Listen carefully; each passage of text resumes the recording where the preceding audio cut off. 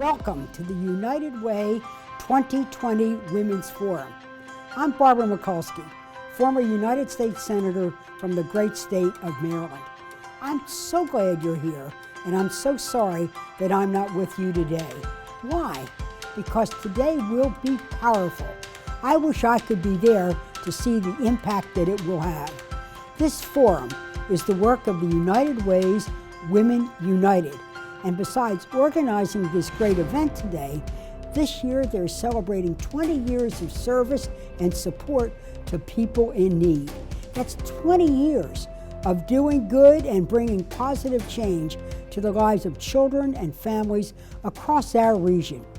You'll hear more today about their work, meet their members, learn about the people they help.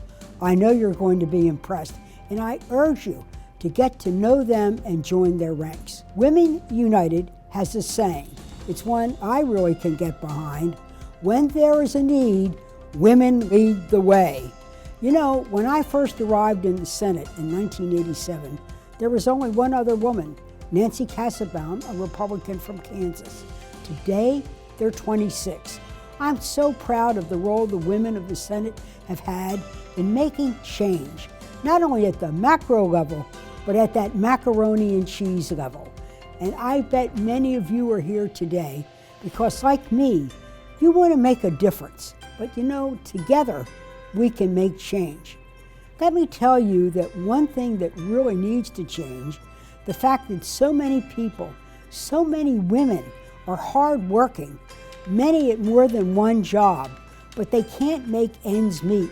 They can't pay their bills. Many of them are only one planned bill away from financial ruin. In our great state and here in Greater Baltimore, this is unacceptable. Today, you'll hear from women who were in this dangerous predicament, from those who are standing up and stepping in to help them, and you'll learn what we can all do to make change for the better. There's no doubt there is a need, and I know you can help lead the way to change. Thank you so much for being here today. Now let's kick off the Women's Forum 2020. Oh my, she is such a powerful force, isn't she? Thank you so much, Senator Mikulski. I'm Patty Brown. And I'm Sheila Murthy. And together we change lives. Indeed, this is the purpose of the United Way, the mission of Women United. One of my earliest experiences of the power of the impact of the United Way was about 20 years ago, when I was visiting one of our United Way partners, my sister's place in Baltimore City, the longest serving women's day shelter and resource center for women and children operated by Catholic Charities. There I met this lovely young woman and her child, a toddler, bright eyes, a huge smile, just an amazingly happy little girl, full of wonder and excitement. But her mom, not so much. She looked very concerned, rather down. She and I struck up a conversation, and I asked her, how was it that she found my sister's place? She told me that she had just arrived in Baltimore the night before by bus from Philadelphia, after making the clearly difficult decision to leave the father of her child, who was physically abusing her. She said that things got so bad that she had no choice but to run, and so she swooped up her child and got on the bus, not knowing what the next step would be. When arriving in Baltimore, she told the bus driver her predicament and asked for help. He pointed to a United Way sign that was posted in the station, a first call for help sign, or what we today refer to as 211. He said, call that number. She did. And that night, she had housing for her and her little girl.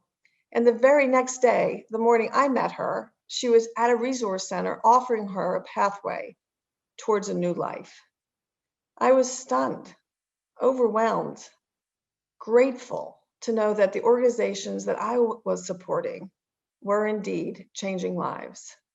I think of that woman and that beautiful child often, actually more often than I really even realize. And I think of her for so many different reasons. And so, welcome to the first of a 4-part digital series honoring women. We are talking about women who work hard, often holding down multiple low-paying jobs, and still can't make ends meet. women who want to do better for themselves and their families, but who are held back by our high cost of living.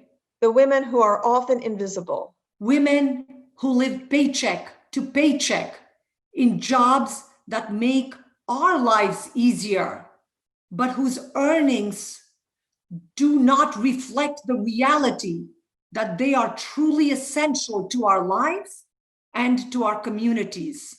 For 20 years, Women United has come together as a group to help these women and their families as they work to build a better future. Women United members have created big change to improve the outcomes for families in our community. In fact, right before the pandemic hit, we came together as a group with a full day of action throughout Greater Baltimore. This year, we've made it our mission to focus on equity, education, and bridging the digital divide that will have lingering effects beyond the pandemic. We know that with your help, we can do it.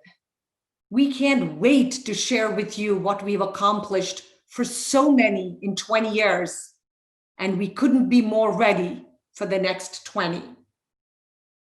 Thank you for being here today, and I know that you're going to feel inspired to be a part of our story. Together, we can and will change the world. I know what you're thinking. We can change the world? Isn't that a little lofty? Well, it's not, and all it takes is one action to change the world. For those who may not be familiar, I became involved with the United Way because it's truly about transforming lives and the world. I believe with my whole heart that we are each spiritual beings and we are interconnected. We are interconnected with each other by invisible but strong bonds of love, compassion, and empathy. Your happiness is connected to my happiness. Your pain causes me pain, whether I accept it or agree with it or understand it completely. When we help one another, we create a positive ripple effect that expands from one person to the next, to their family, to their community, across the country and across the world. It's a powerful chain of empathy, caring, love, and connection. Growing up in India, I saw what poverty does to people, to families, the dire positions that it puts them in. Believe it or not, in India, there are no homeless shelters. People are forced to sleep in the outdoors under trees for shelter. There's no proper system in place for those who are struggling to make ends meet. But here in America, there is such a wonderful structured system of philanthropy, and the United Way has played such a pivotal role as the oldest and highly respected, long-standing organization, so effective in this regard. I was deeply attracted to the work of the United Way, all that they do to keep kids in school so that they graduate, to keep families in safe and secure homes that they can afford, to help people find jobs so that they can pay their bills and give them the freedom to live independent and healthy lives. And I love the fact that each of these pieces are so interconnected with each other, because the result, when we combine all of these pieces, all of these programs, is positive, meaningful change that extends from a person to a family to a neighborhood and makes it all the way across the globe, where we touch each other in deep, meaningful ways. By being a part of this chain, by contributing to the well-being and success of others, we are each helping to uplift our world and the world around us. Together, I know that we will continue to grow Women United to be the champions of the causes that we all care about. Being a part of Women United is bigger than any one of us. As a member, you'll meet other women who share our passion for positive change. And I know that you're passionate, or you wouldn't be here today. Let's take a look at some of the things that we have done together.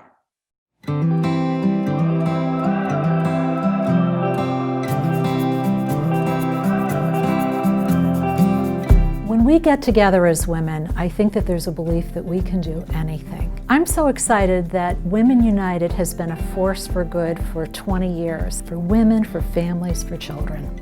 211 is three things: simple quick link 24/7, barometer of need, and our partner in disaster response. 20 years ago, the idea of easy access to information was a barrier that was this high. And if it weren't for Women United, I don't think we would have as easily been able to bring 211 to this nation and to Maryland. As a force, we lowered the barriers to access for people throughout this country.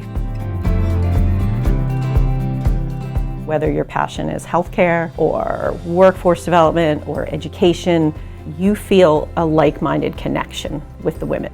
They're just so fierce and great and fun, and you lock arms and then you go do it. All of a sudden, you're part of the solution. Women United has really been instrumental in me connecting with other women philanthropists in Central Maryland, being able to see how they juggle career, family, and the commitment to their communities and neighborhoods has been a great experience. I would recommend anyone who's really seeking to define their giving, their volunteerism, I highly recommend that they consider becoming a part of Women United. Women United is important to me because it's a powerful force about women coming together with love and compassion to help empower our communities that need it the most. We have a group of women who are collectively and individually passionate about giving their time, their talents, and their resources to forge the improvements of education in our city. We are creating imprints, but we are also creating the footprint of education and the legacy of Women's United. Everyone in the room is blessed, and blessed with financial resources, blessed with mentorship resources, blessed with a roof over their head and not worrying about where their next meal is coming from. And to just have in the back of your mind that not everyone has that, I think that I would encourage everyone to acknowledge that and to do whatever it is that you can do to make a difference. Women United makes me feel hopeful for the future. Women United has a saying, where there is a need, women lead the way. Women United, we engage, we listen, and we take action together.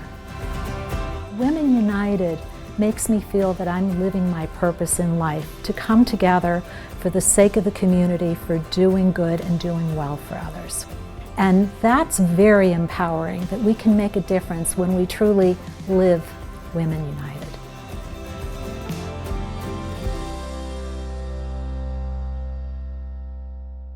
Again, we're so happy that you're here with us today. And thank you to Wells Fargo, the lead sponsor of the Women's Forum digital series. Now, I'd like to welcome Franklin Baker, President and CEO of the United Way of Central Maryland. Thank you, Sheila. Good afternoon. I'm Franklin Baker, and together we respond to the most pressing needs here in Greater Baltimore. Women United. Now, this is a powerful group. During this pandemic, they have raised more than $250,000. Yes, $250,000 for our COVID-19 fund. Wow.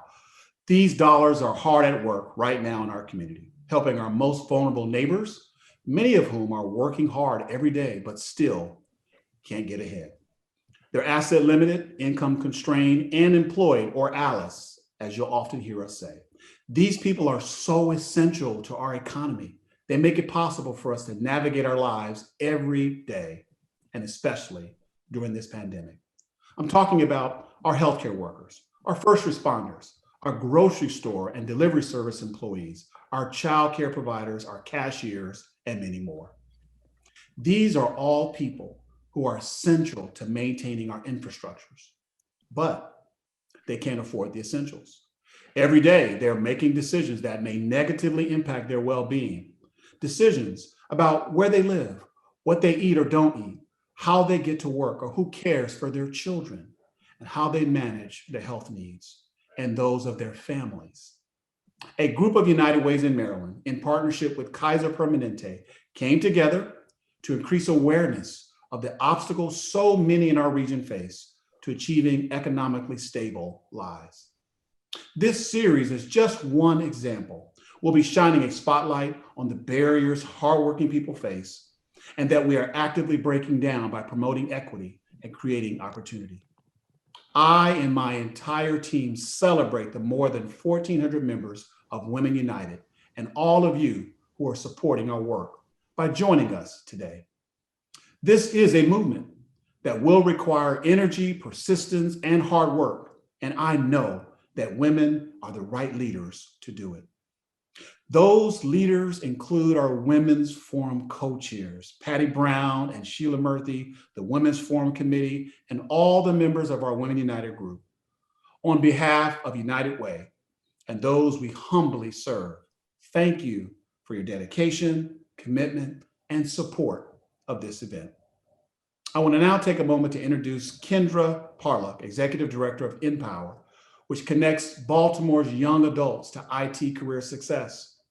Kendra will be leading a discussion with our founding members of Women United. Kendra? Thank you, Franklin. I am Kendra Parlock, and together we narrow the digital divide. As a nonprofit tech talent pipeline serving the Baltimore region, we were devastated by the impact of the pandemic on the trainees and the business community.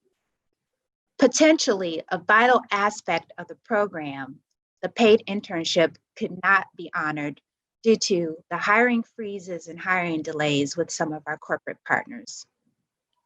And this opportunity for paid professional work experience is not just a job for our trainees, but an early step on the path to a career and economic mobility. NPower is so thankful for the support of the United Way and the Baltimore Community Foundation and the Learner Family Foundation for funding our work to employ Baltimore youth. With this funding for project-based tech internships for nonprofits transitioning to the new normal, 5 NPower interns were placed at 3 nonprofit partners, KIPP Baltimore, the No Boundaries Coalition, and Project Waves, all who share a similar vision on how to end the digital divide. Our interns worked hard to expand internet access in underserved communities with Project Waves and worked on some amazing projects with the other partners. These internships not only provided jobs, but also hope and filled a need in addressing the digital divide that has been more exposed due to COVID. These young people are on their way to successful careers in tech and are joining the 21 trainees NPower was able to place during the pandemic. Thank you, United Way, for your support in this success. When I joined Women United, I wasn't sure what to expect. I can tell you that my experience has been amazing and has far exceeded my expectations. I met incredible women, women who actively mentored me, women who connected me with opportunities, women who helped me build powerful relationships. And through it all, I discovered something. I'm a philanthropist. I knew that I believed in doing good and helping others and using gifts of my time and finances to support those who needed it more than me. But in joining with this group of women, I found a like-minded group of change makers who helped me embrace my role as a philanthropist. I am honored to be a member of Women United and to be here today with 3 of the original members of Women United. Together with 46 other trailblazing women, they founded this movement 20 years ago. I am honored to introduce Jacqueline Hrabowski, Patricia P.J. Mitchell, and Mary Louise Preis. Take us back to 2000 when the Women United group was established. Why was it necessary to create this group? What did you feel needed to be changed in our world? I think what needed to be changed was a kind of a recognition that women were as strong as they had become over the last 10 to 15 years. By 2000, women were quite involved in business, finance, had big jobs, good jobs, and we're taking a lot of leadership roles, but really no one was asking us independently, individually for money. Generally, it was the men who in their offices agreed, and then that was sort of a family gift. So I think it was time for women to sort of take their place at the table, be a little more visible, be a little more involved in their own way. And I think once the men began to ask us and we began to give the money, perhaps they were even a little bit shocked, but it was a wonderful way for women to become more involved, new leaders, different kind of leaders for United Way, and subsequently for a lot of other organizations, I think. It was just time. We were already there, but we needed to stand up and be counted. Awesome. What opportunities did you see? I think the opportunities were for us to be more understanding of the world around us, even though we'd spent a lot of time promoting our own careers and being involved in major issues, both in government, politics, business, finance. There's not often a lot of opportunity to learn some more about what's really going on around you in all the communities. So I think that was an opportunity many of us really relished. And we also relished knowing each other. We were all from many of us were from very different backgrounds, new to Baltimore, not new to Baltimore. We had different understandings of the world around us and not very many opportunities to become acquainted and involved. And we also got to know each other. So we knew more people in more areas and found that we really created a lot of friendships around it, that we could really move together as an organization faster and better. And to add to that, Mary Louise, I think that we didn't necessarily see ourselves as a philanthropist at the time, but as women, we just have this natural inclination, I think, to want to do more, to be involved, to understand the impact of our dollars. We want to be able to kind of kick the tires and look under the hood and to see where our dollars are going and how they are helping and supporting our communities. And so I really thank you and PJ and Melanie Sablehouse for having the vision to understand that when women, get together and support a cause, we're a powerful force. And so in stepping up to the plate, we found that when we asked other people, other women, to be a part of this effort, they did. So the time, as you say, Mary Louise, was correct. It was right on time for us to kind of galvanize what we were already doing in our community, but to do it under the auspices of what we believed was important for us to be engaged in. So building on that, PJ, what planted the idea that this group was a good thing to do? So what we were seeing at the time was a dramatic shift in women's leadership and women's philanthropy. The old paradigm was for the Tocqueville Society, which started in 1988 in Central Maryland, but for the United Way overall, the Tocqueville chair, the campaign chair, the board chair, and most of the board members were all men from the business community. Women, not exclusively, but primarily were as volunteers with their time and talent.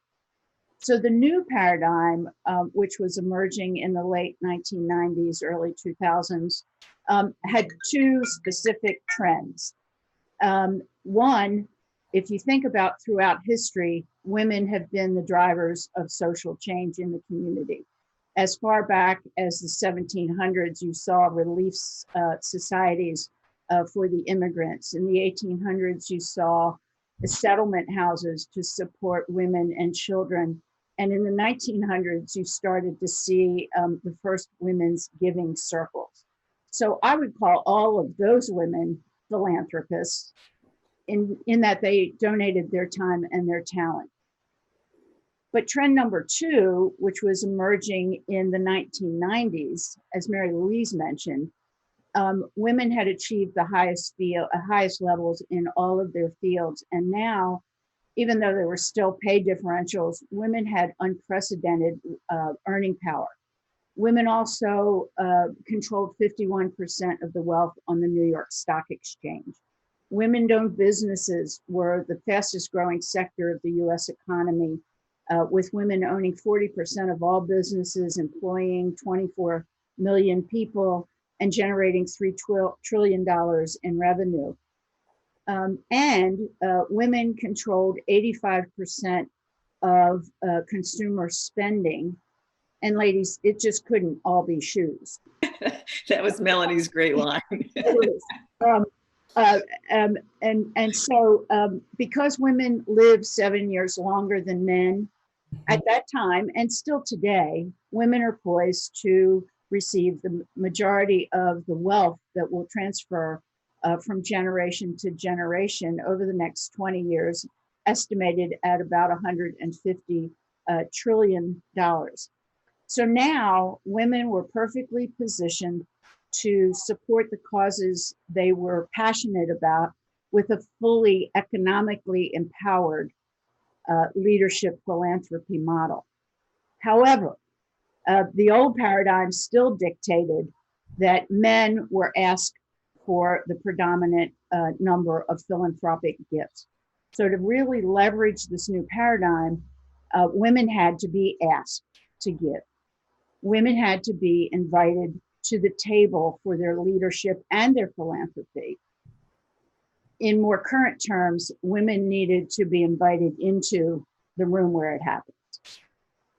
The United Way was smart enough to recognize and embrace this new paradigm, and the United Way of Central Maryland were among the first to tap and unleash this power of women as leaders and philanthropists, and was also very prominent in establishing the national efforts as well.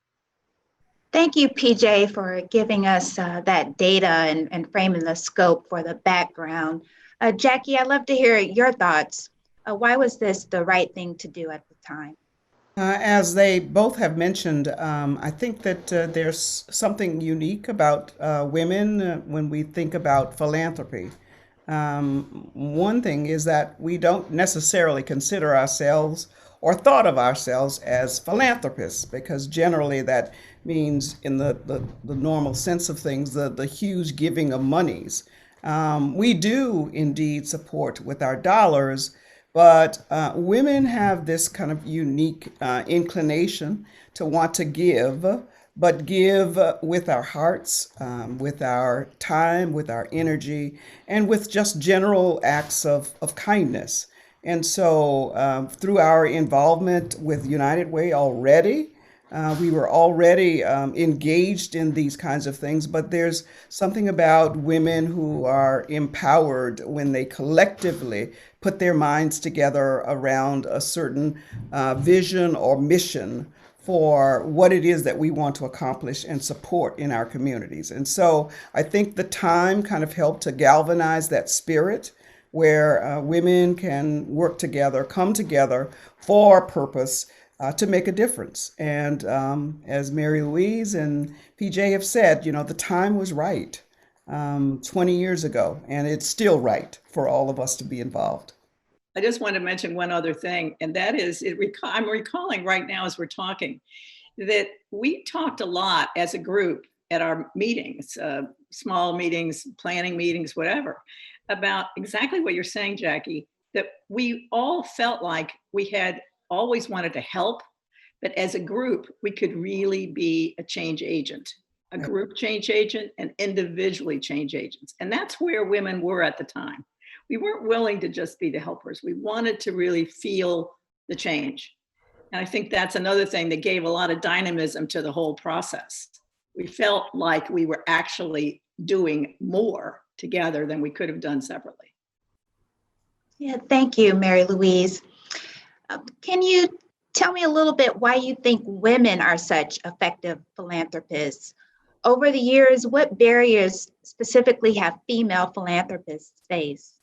I think that women in general are effective in roles as philanthropists because it just comes naturally to us to want to make a difference. We tend to be more, and studies will show that, more engaged in volunteer efforts in our communities. We are parts of organizations that donate to worthy causes. And our approach to giving is more than just kind of writing a check. It is trying to understand what the underlying causes are and to make sure that the donations or the dollars that we give are having the intended impact.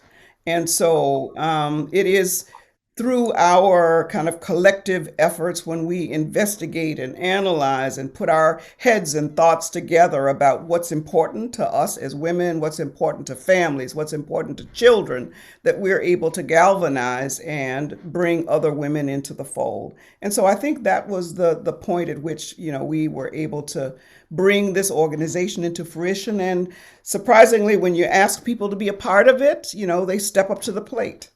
And so we're very grateful for that. Yes, we do. PJ, can you tell us about the spinoff of women's groups throughout our region? Sure. The success of the United Way Women's Initiative, later the Women's Leadership Council, and now Women United really demonstrated the power of women to make an impact with their leadership, their advocacy, their philanthropy, and others have followed. Just as a little background, in the first 5 years for the United Way of Central Maryland, the Women United grew from 15 members to 100 members, and the contributions grew exponentially, 650% to $1 million. At the women's leadership level, similarly, there are 2,100 members raising $3 million to address the needs in the community. And so today we have 1,400 members, leadership and Tocqueville, generating $4 million annually.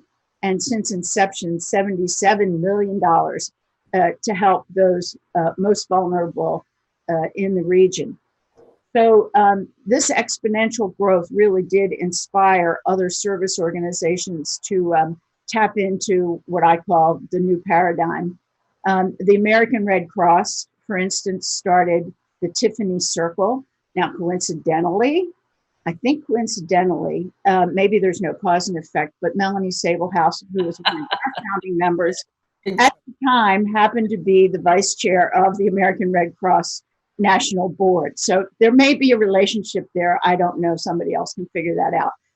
But that Tiffany Circle has gone on to do great things for the American Red Cross. And likewise, the American Heart Association has a very vibrant program called Go Red for Women. So I think the Women United started it, but others saw that it was really helpful to their cause as well. Moving on, what event motivated you to be such an active philanthropist?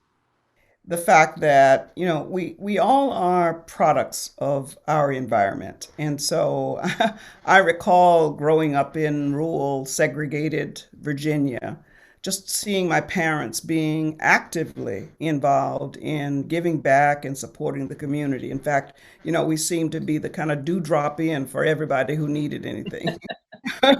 And my parents were always willing to kind of be there to fix things, to take people, pay places, to give them food, to pay rent, whatever the case. And I was always tagging along. And it was just kind of in the DNA. That's what you're supposed to do. Except when I became a teenager, you know how teenagers can be. So I kind of rebelled and said, to my dad, why do we have to be the ones who are always kind of giving back and helping people out and doing things for people? I kind of felt that we were kind of being used. My dad, in his calm nature, kind of looked at me and he said very quietly and forcefully, because we can. Because we can. And so that was one of the first lessons, I guess, I learned about giving and what it means to give, having the ability to give because we can.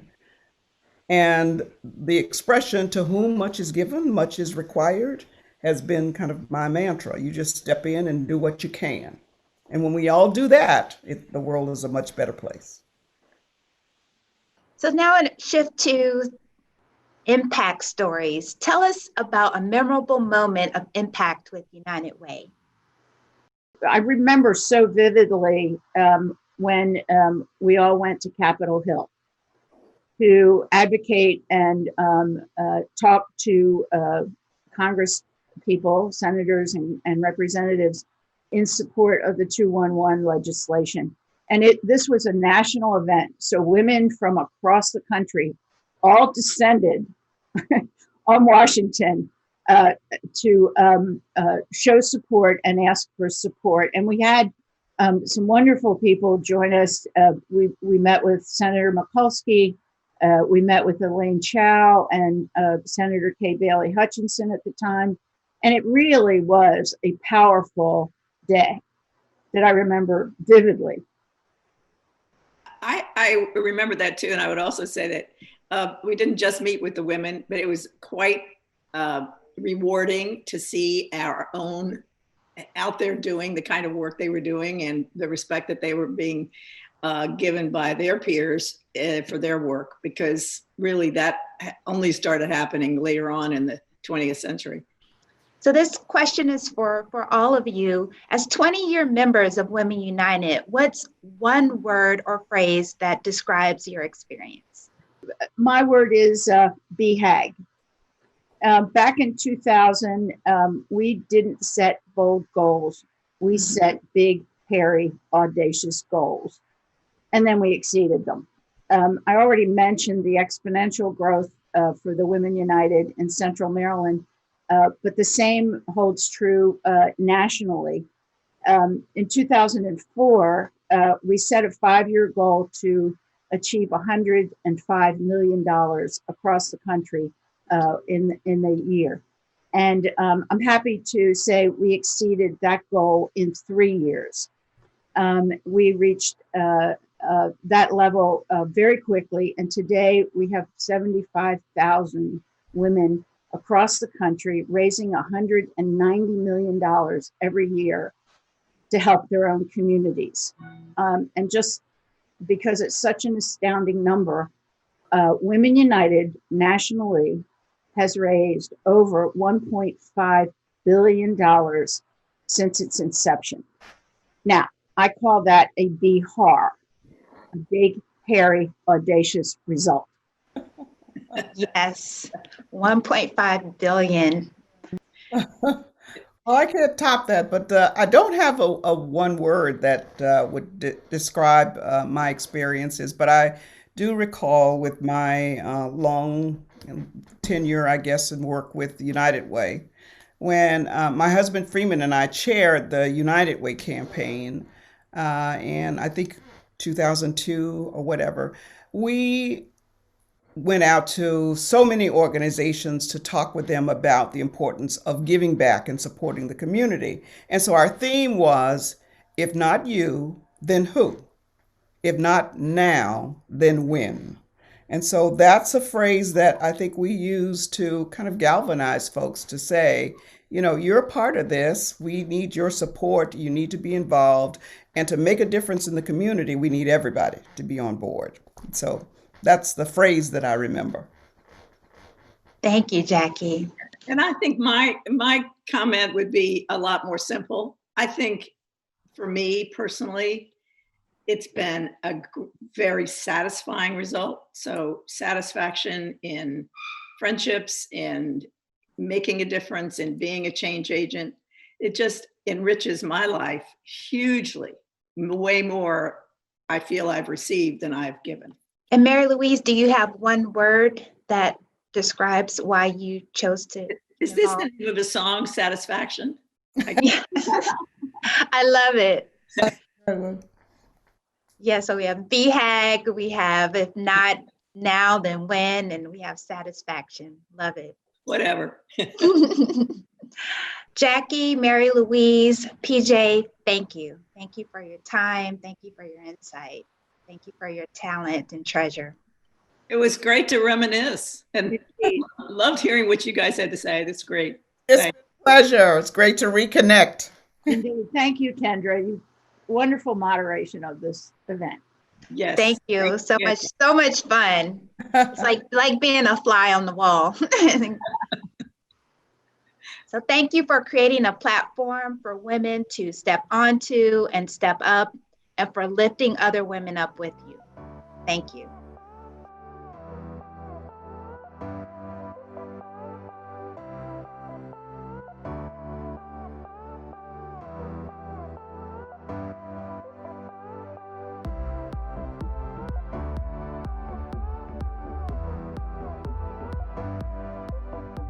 Thank you, Kendra, and our founding members for sharing such interesting stories about how Women United came into being. Your vision, your tenacity, and your action are what have brought us here today. What started with just 46 women in 2000 has grown to more than 1,400 women who contribute more than $2 million each year to support our United Way's work. And we've done it all together. These women lend their considerable expertise to strengthening our communities, and I'd like to introduce you to three of them. Christina Block, Product Manager at T. Rowe Preis. Eryn Lessard, Director of Development and External Affairs, Knowledge is Power Program, and Alicia Wilson, Vice President for Economic Development at the Johns Hopkins University and Johns Hopkins Health System.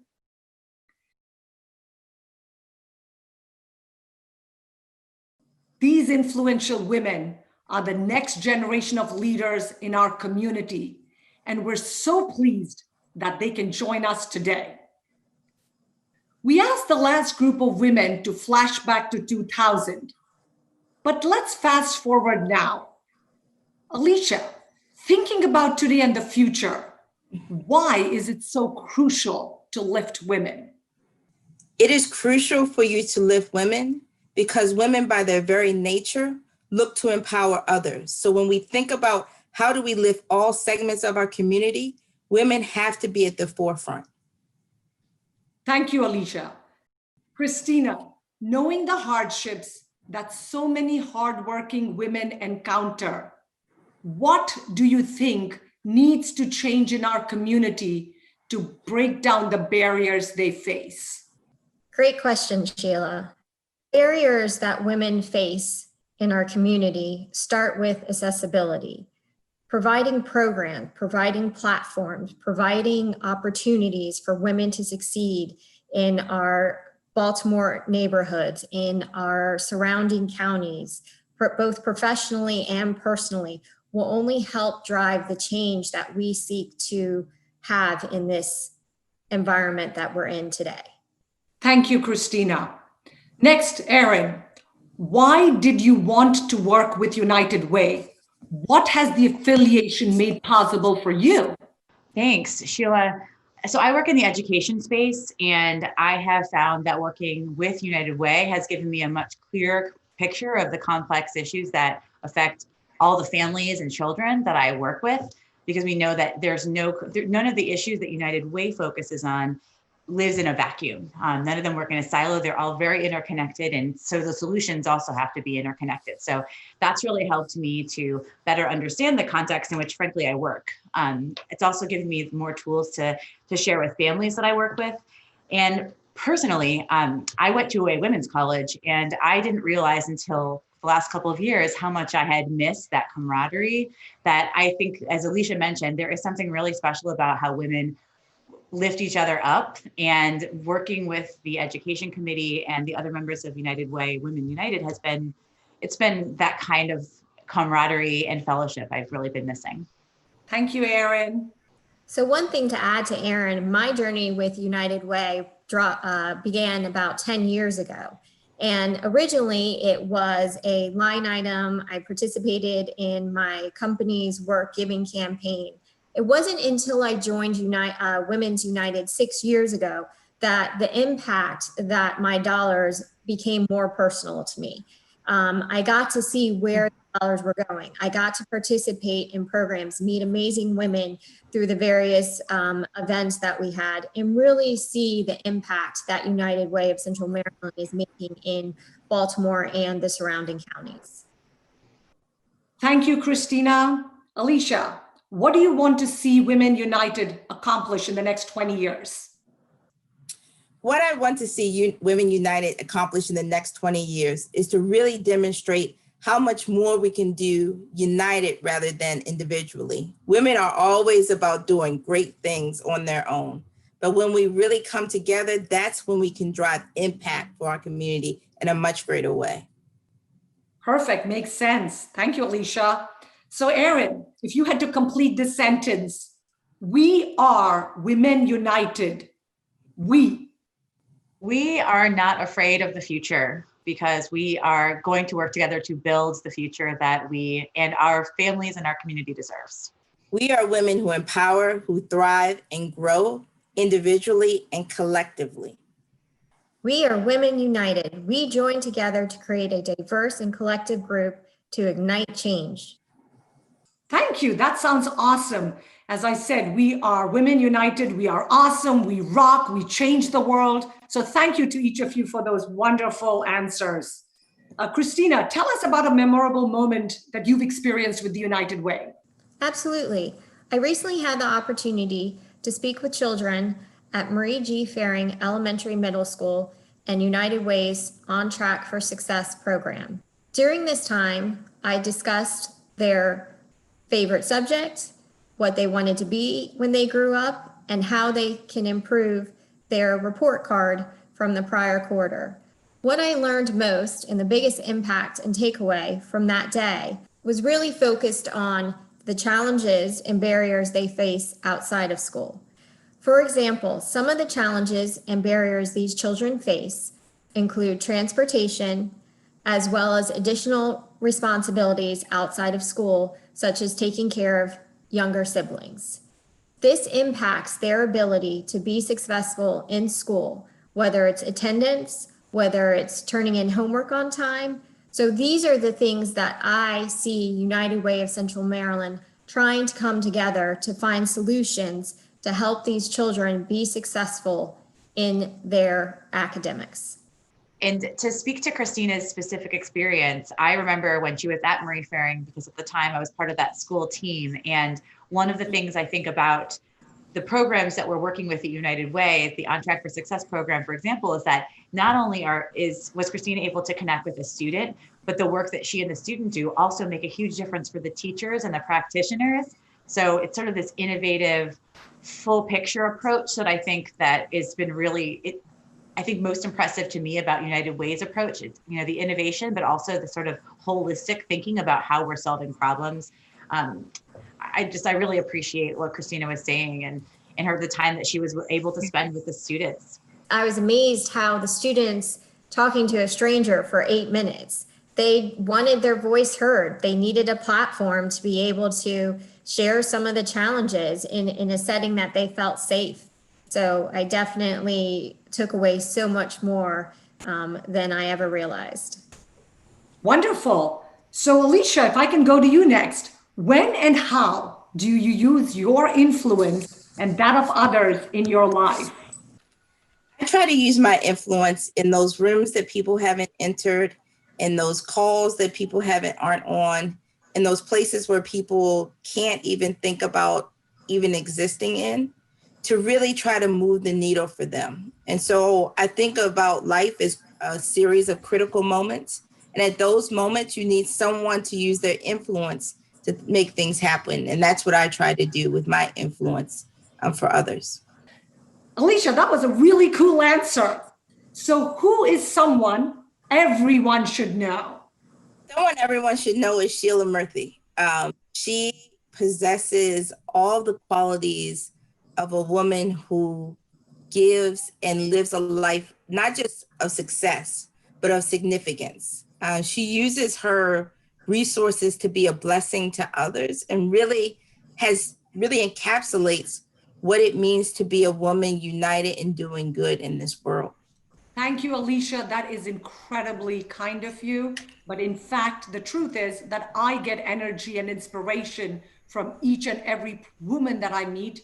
And the women through Women United have been rock stars and support, and watching you and observing you shine your bright light has been such an inspiration, I'm sure, to so many women. So it's great that we all influence each other in such fabulous ways. So Eryn, if I can go to you, which influencers are worth the follow and what do you get from them? I'm less of a follower and more of a follow-upper. So I am someone who is, when I hear someone's voice, whether it's a Sheila or Alicia or a Christina out in the world or in an event like this, and something they say really strikes a chord with me, I make a point to follow up and try to build a real connection with that person, maybe so that we can build something together, or maybe so that I can get a little bit of wisdom, or maybe so that eventually I can pass something on to the next person. Thank you for that question. Thank you, Eryn. What about you, Christina? Who are the influencers that I follow? The next generation of Women United. They'll bring new ideas to the table. They'll bring a new sense of energy and direction, and they will continue the cause Women United are here today fighting for. Thank you, Christina. What about you, Alicia? Well, I follow a blend of people who are both local and national. So I follow people like Jackie Hrabowski and Susan Leviton and Lois Feinblatt and Ava Lies Booker, but I also follow Oprah and Melody Hobson and Carla Harris. They're just givers, and you can tell that they care deeply about their community and are using their resources to help others. So those are the people I follow. I am so inspired and energized by this discussion. Thank you, Christina, Eryn, and Alicia, for your time and your commitment to Greater Baltimore. Thank you, Sheila. Thank you very much. Thank you. Hope to see everyone soon. So I leave you with this. Take that one action, that one step that will trigger this reaction and change our world. That's a wrap on session 1 of our 4-part digital series. Thank you to everyone who shared with us today, and thank you for joining us. Together, I know that we will accomplish great things to help women and families right here in Greater Baltimore. Next week, we will participate in the very illuminating session that will have you thinking deeply about structural inequity in America. If you haven't already done so, please be sure to register. Until then, continue to be a force for good. Thank you. Join us on October 8th for an immersive crash course on structural inequality. We'll be talking about race, class, gender, faith, sexual orientation, age, and ability-based discrimination. We'll also talk about redlining as well as prison disparities, the healthcare system inclusive of mental health, gender pay gaps, racial pay gaps, education inequity, and intersectionality. It's all the facts, all the feels, and all on October 8th. See you then.